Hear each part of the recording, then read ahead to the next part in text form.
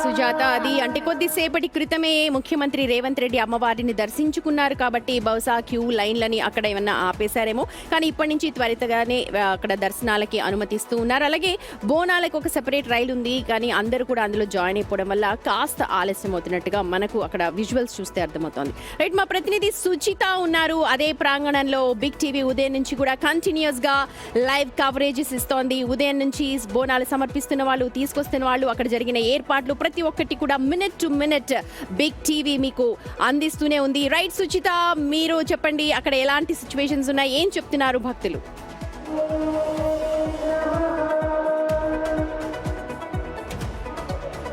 సుమతి, మనమైతే ప్రస్తుతం మహంకాళి బోనాల దగ్గర తెల్లవారుజాము నుంచి కూడా బిగ్ టీవీ కంటిన్యూస్ గా కవరేజ్ ఇస్తుంది. భక్తుల ఇబ్బందులు కానీ లేకపోతే ప్రతి ఒక్కటి కూడా మనం చూపిస్తూ వస్తున్నాం.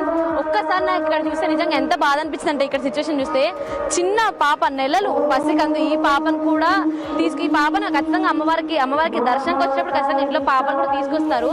ఈ పాపని తీసుకొచ్చినందుకు కూడా అట్లీస్ట్ క్యూ లైన్ లో దాటి వాళ్ళని ముందుకెళ్ళి ఒకసారి మాట్లాడడం. అమ్మ, ఎక్కడి నుంచి వచ్చారు? ఎంతసేపు వచ్చి ఈ పాపని క్లైన్ 3 hours అవుతుంది. పంపిస్తారు ఎక్కడి నుంచి, చాలా ఇబ్బంది అవుతుంది. మీరు అసలు ఎక్కడి నుంచి వచ్చారా? మాకు ఆల్రెడీ మామూలుగా అయితే బోనాలు ఎత్తుకున్న వాళ్ళని అసలు ఆపేస్తున్నారు. అట్లాంటిది ఇప్పుడు ఇన్ని గంటల నుంచి పాపని ఎత్తుకొని రావడం ఇదంతా కూడా ఇబ్బందిగా లేదా? ఇబ్బంది ఉంది, కానీ అమ్మవారిని చూడాలని, అమ్మవారిని దర్శనం చేసుకోవాలని వస్తున్నాం. అమ్మవారి దర్శనం చేసుకోవాలని వచ్చాం, కానీ అసలు ఇంతగా ఇబ్బంది పడతాము అని అయితే ఎక్స్పెక్ట్ చేయనట్టు కూడా చెప్తాను. ఇంకా అయితే జనరల్ గా చిన్నపిల్లలకి బోనాలు తీసుకొస్తున్న వాళ్ళందరికీ కూడా సెపరేట్ లైన్ ఉంటుంది కదా, అంటే సామాన్య భక్తులు అమ్మవారిని దర్శించుకోవడానికి సెపరేట్ లైన్, బోనాలు తీసుకెళ్లే వాళ్ళకి ఖచ్చితంగా సెపరేట్ లైన్ ఉంటుంది అక్కడ.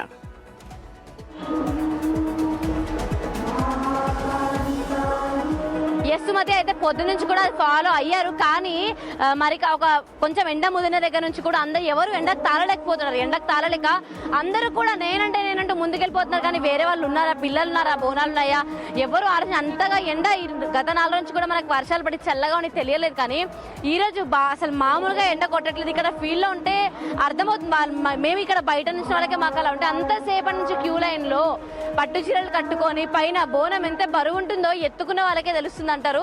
వాళ్ళకే తెలుసా బాధ అంటూ. అంతసేపు ఎత్తుకొని మోస్తున్న వాళ్ళకి ఎంత ఇబ్బందిగా ఉందో ఇక్కడ చాలా మంది మాట్లాడదాం. అమ్మ, ఎంతసేపు నుంచి క్యూ లైన్ ఎంత బోనం ఉంటుందమ్మా?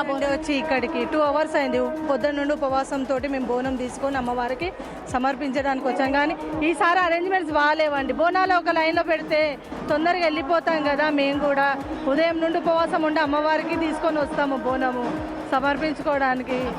బరువు ఎంత ఉంటుందమ్మా బోనం కుండ?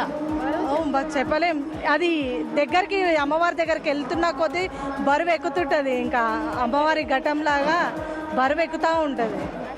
సుమతి, చూసాం కదా, అమ్మవారి దగ్గరికి వెళ్తున్న కొందికి బోనం బరువెక్కుతూ ఉంటుంది, అమ్మవారి ఘటం లాగా అంటూ చెప్తారు. ఇక్కడ మనం చూడొచ్చు ఇంకా క్లియర్ గా శివశక్తులు కూడా ఇక్కడికి ఒక్కొక్కరిగా చేరుకుంటున్నాయి. చేరుకొని ఇక్కడ ఆటలు అంటే డప్పులతో ఆడుతూ అయితే బోనాల పండగకి బోనాలు సమర్పించడానికి అయితే వస్తారు. ఇప్పటికే కూడా చాలా మంది అటు విఐపీలు, చాలా మంది ఎమ్మెల్యేలు, ఎంపీలు, ఎమ్మెల్సీ అందరూ కూడా సీఎం రేవంత్ రెడ్డితో కలిపి చాలా మంది కూడా వచ్చారు. వాళ్ళు వచ్చినాకైతే ఆపారు వీళ్ళందరికీ. కానీ చూడొచ్చు మనం ఎంత ఇబ్బంది పడుతున్నారో వీళ్ళకి. అమ్మవారు వస్తుంది అంటారు కదా, ఇక్కడ కూడా మనం చూడొచ్చు అమ్మవారు వచ్చి ఆడుతూ ఉంటారు. పిల్లల్ని ఎత్తుకొని రకరకాల ఇబ్బందులు ఉంటాయి. ఇలా అన్నిటినీ కూడా దృష్టిలో ఉంచుకొని అయితే కొంచెం ఈ బోనం ఎత్తుకొని ముందుగా పంపిస్తే బాగుంటుంది అని అయితే అనిపిస్తుంది సుమతి. ఎందుకంటే మనం ఇక్కడ ఎంత సేపటి నుంచి చూస్తున్నామో, పొద్దున నుండి దాదాపు పొద్దున 5:30 నుంచి కూడా మనం ఇక్కడ లైవ్ కవరేజ్ అనేది ఇస్తున్నాము. 5:30 నుంచి కొంచెం బాగానే ఉంది, కొంచెం ఎండ ముదిరి 10 నుంచి అయితే ఇంత హడావిడి కానీ లేకపోతే ఈ రకంగా కొంచెం ఈ పిల్లలు లేకపోతే జనాలు ఎక్కువ అవడం వల్ల మాత్రం ఇక్కడికక్కడ ఆపరేషన్ 10 తర్వాతే కూడా విఐపీలు రావడం వల్ల అయితే పరిస్థితి కనిపిస్తుంది. ఏదైనా విఐపీలకి ఒక స్లాట్స్ ఇచ్చి ఆ స్లాట్స్ అనే వాళ్ళని వచ్చేలా ఏర్పాటు చేస్తే ఈ రకమైన ఇబ్బందులు ఉండవు. ఒకటి, రెండోది ఎండ ఉంటుంది అనే విషయం ఖచ్చితంగా తెలిసే ఉంటుంది గవర్నమెంట్కి. పైన ఏదైనా రూఫ్ లాంటిది ఏదైనా ఏర్పాటు చేస్తే ఇంత ఇబ్బంది అయితే పడే ఉండదు. శివశక్తులు కూడా ఆడుతున్నారు చాలా అద్భుతంగా. అసలు తల మీద చూడొచ్చు, అంత పెద్ద బోనం పెట్టుకొని కూడా, అంత పెద్ద బోనం పెట్టుకుని ఎంత అద్భుతంగా అమ్మవారి మీద ప్రేమతో ఎంత బాగా ఆడుతున్నారో. ఇప్పుడే కాదు దాదాపు ఇప్పుడు చాలా మంది శివశక్తులు వచ్చారు ఇప్పటికీ. అలాగే అసలు ఇంకా పెద్ద బోనాలు పెట్టుకున్నారు కూడా అద్భుతంగా ఆడుతున్నారు. అసలు అమ్మవారి మీద ఆ ప్రేమ, ఆ భక్తి ఉంటే ఎంతసేపు అయినా ఏదైనా చేయగలం మనం అనడానికైతే ఇదే నిదర్శనం అని చెప్పుకోవచ్చు. మరొక వైపు వీళ్ళందరూ కూడా ఇంకా పిల్లలు కూడా ఉన్నారు. మాట్లాడడం. ఎక్కడి నుంచి వచ్చారు బాబు? నాంపల్లి.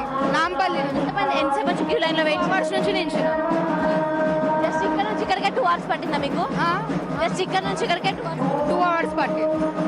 పొద్దున్న ఏమైనా తిన్నారా? ఉపవాసంతో వచ్చారు అమ్మవారి దర్శనం? తినేసి వచ్చినాం కొంచెం. మీరే అమ్మ ఎక్కడి నుంచి వచ్చారమ్మా? సికింద్రాబాద్ నుంచి వచ్చినాం. 2 hours పట్టింది. రైట్ సుచిత, మీరు మాట్లాడుతూ ఉండండి. ఏదేమైనా అమ్మవారికి బోనాలు సమర్పించడం అంటే అంత ఆషామాషి కాదు.